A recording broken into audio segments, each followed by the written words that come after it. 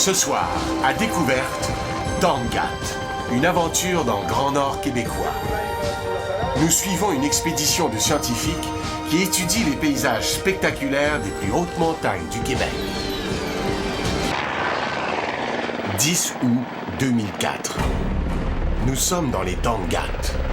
Des chercheurs arrivent à leur camp de base, en amont de la rivière Coroc, au nord du Québec, à quelques kilomètres seulement du Labrador. Tous passeront les prochains jours à étudier ce territoire où peu de gens ont eu l'occasion d'aller.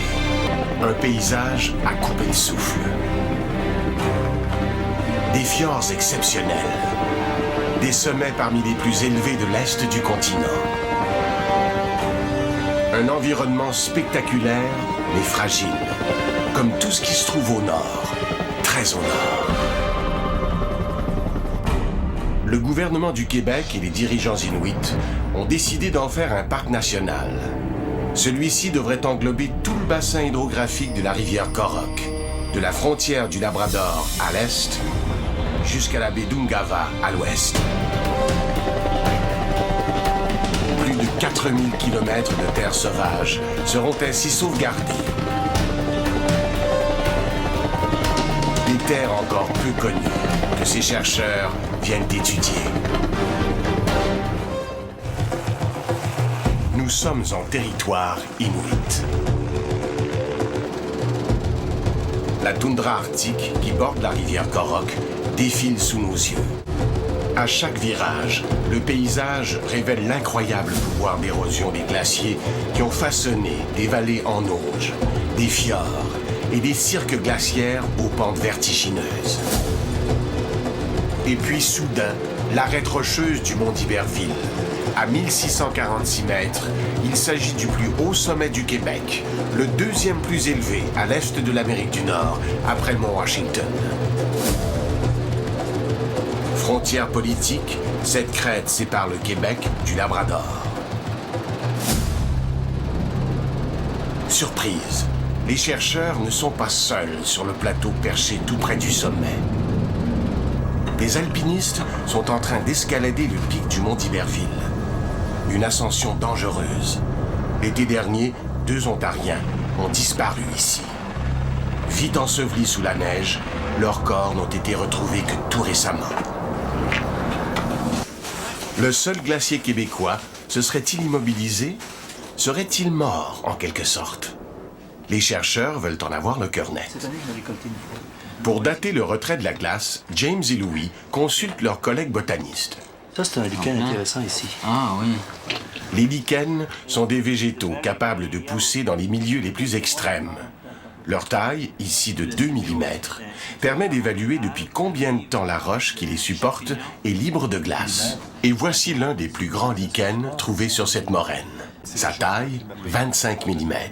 Son âge, entre 80 et 125 ans.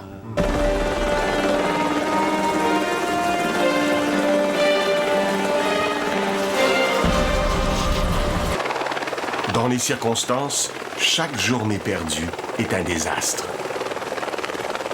Après un vol de reconnaissance avec le pilote, Robert les rassure. Enfin, ça vole à Rama, Ça vole à passe Rama? très bien. OK. Milly, il y a un renard derrière ta tête. Amélie Langlais est archéologue. Épiée par un renard roux, elle se prépare à partir avec Claude Pinard, l'autre archéologue, pour la baie de Rama, au Labrador. Ils vont emmener avec eux Tivi Etok, un Inuit qui vivait dans la baie de Rama quand il était jeune. Cette baie ne fait pas partie du futur parc québécois, mais elle a joué un rôle important dans l'histoire du Nunavik. La baie de Rama se trouve sur l'autre versant des Tangats. Une enfilade de petits ruisseaux et de lacs permet d'y rendre. L'endroit est envoûtant. Pour les Inuits, c'est dans les Tangats que le monde des esprits rencontre celui des humains. L'esprit Tongak vivait avec sa femme Suporgokswak dans les montagnes Tangat. Ils avaient un fils et une fille qu'ils adoraient. Mais un jour, les deux enfants tombèrent malades et moururent. Fou de colère, Tongak devint alors un mauvais esprit qui hante encore les montagnes.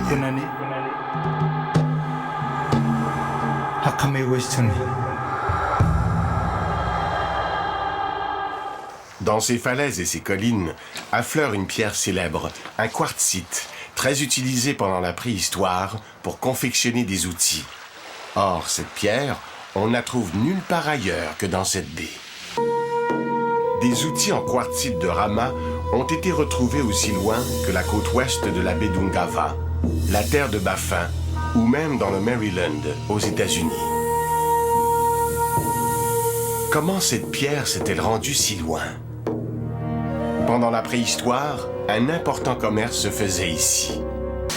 Jusqu'au siècle dernier, les peuples de l'Arctique étaient en grande partie nomades.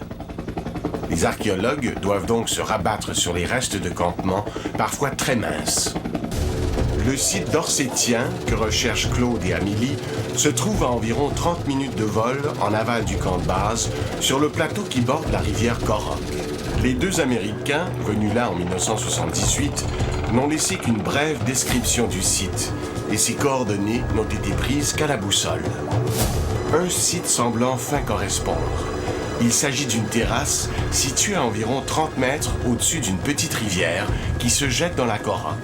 Ici, des Dorsétiens auraient campé il y a 1000, 2000, voire 2500 ans.